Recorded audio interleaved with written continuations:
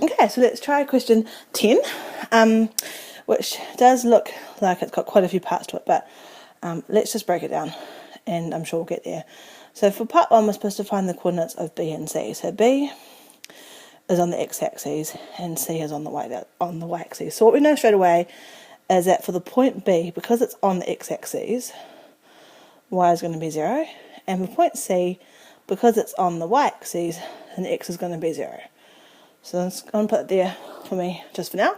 What else can we see on the graph? Well, we can see that they cross over at the point A, which is 1, 1.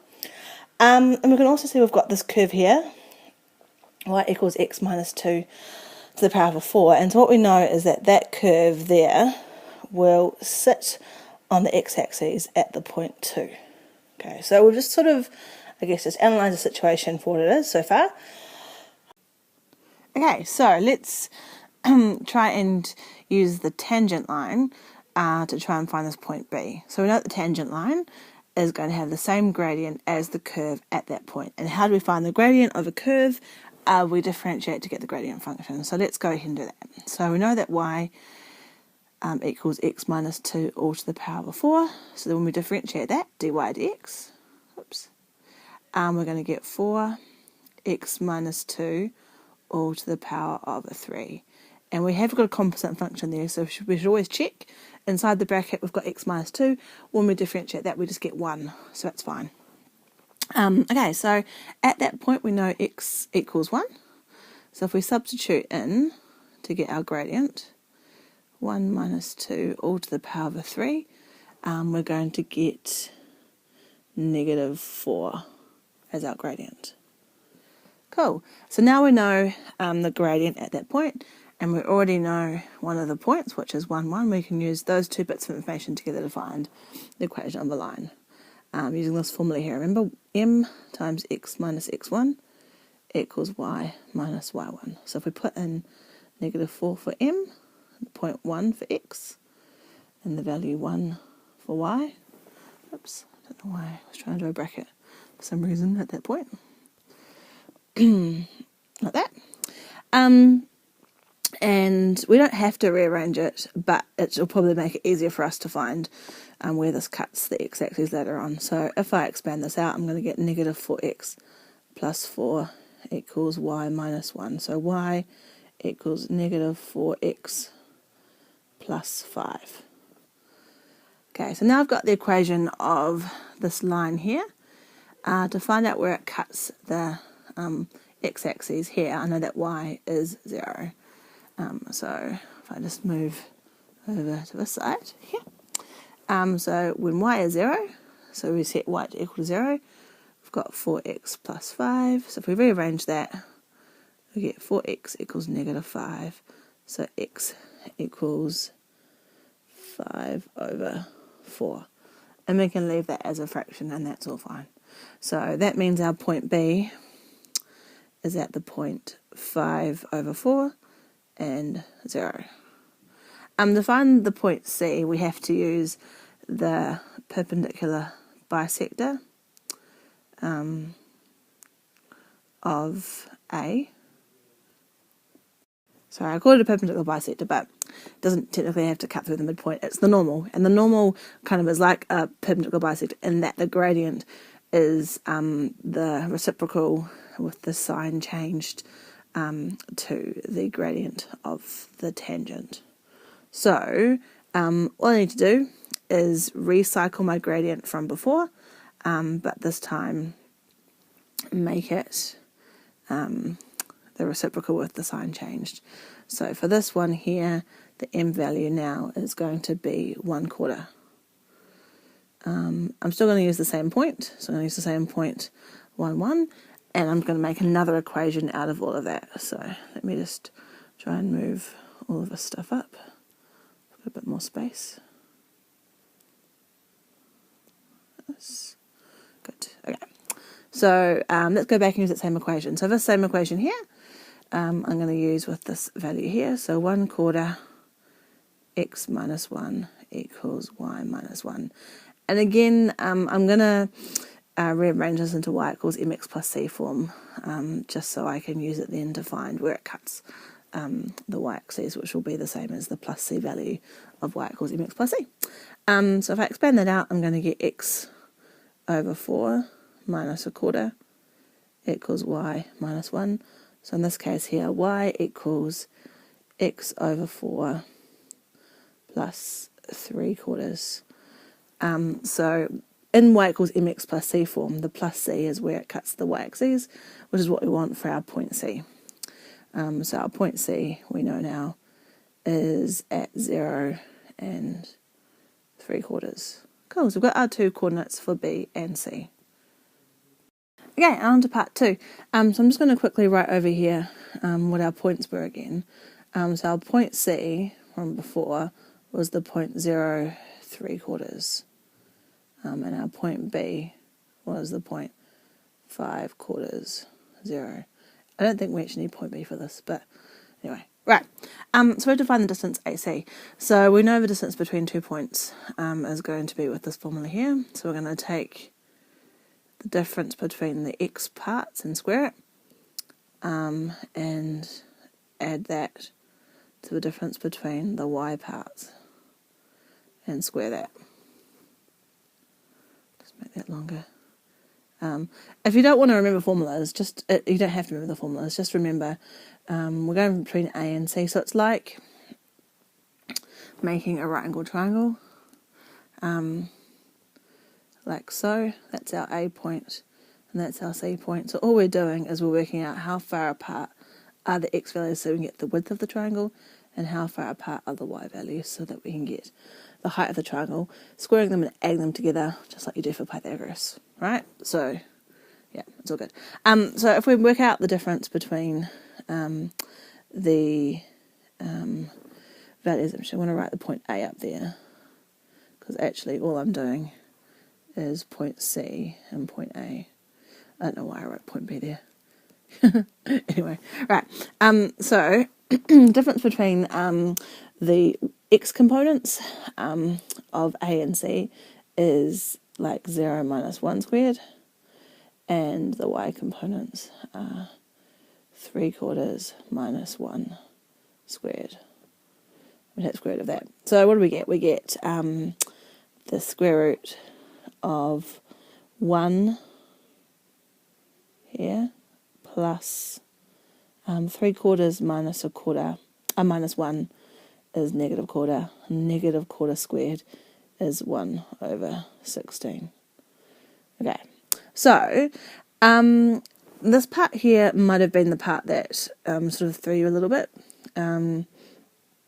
So basically they want your answer in the exact form using assert. They don't want you to actually work that out on your calculator. So how do we put it in exact form? Well, the first thing we want to do is we want to combine those two parts together into one fraction.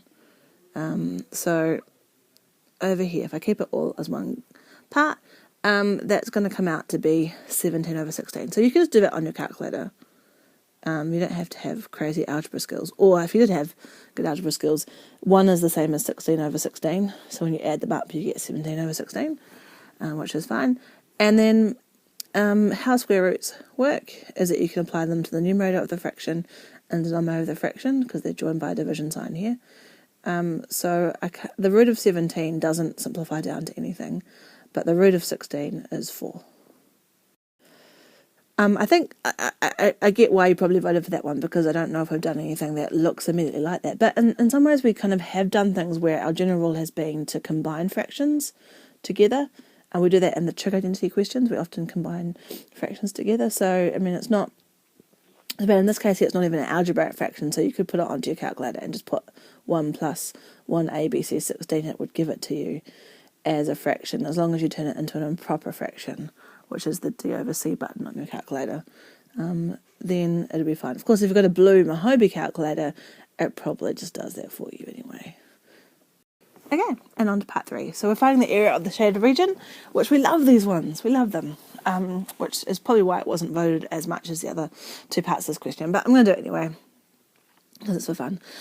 So what we know already from before is that the end of the shaded region there is 2, and And what we know here is that if I just take that line down, that we've got the value of 1 there.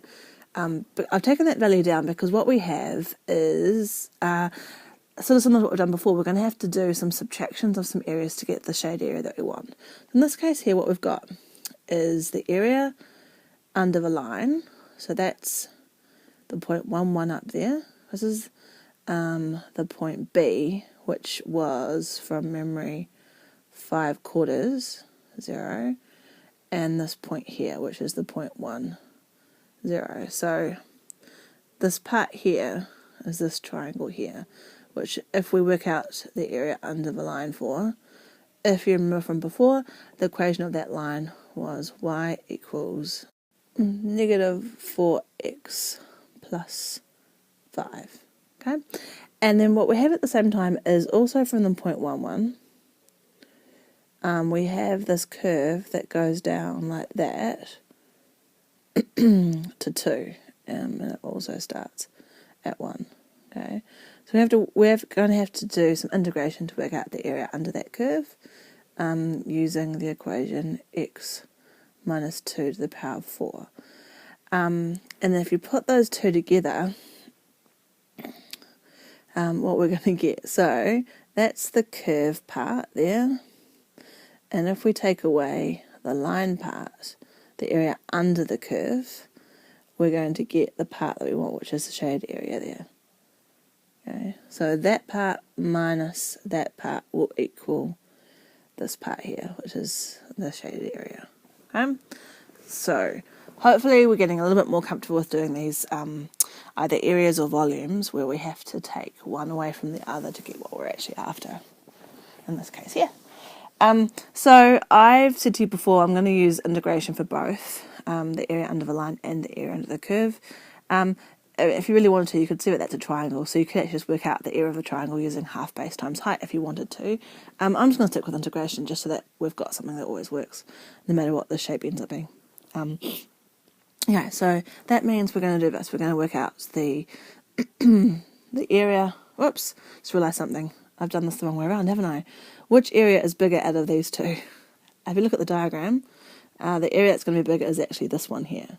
So we're going to do this one here first, and then minus the area under the triangle. So actually that way. And then it will equal the shade area.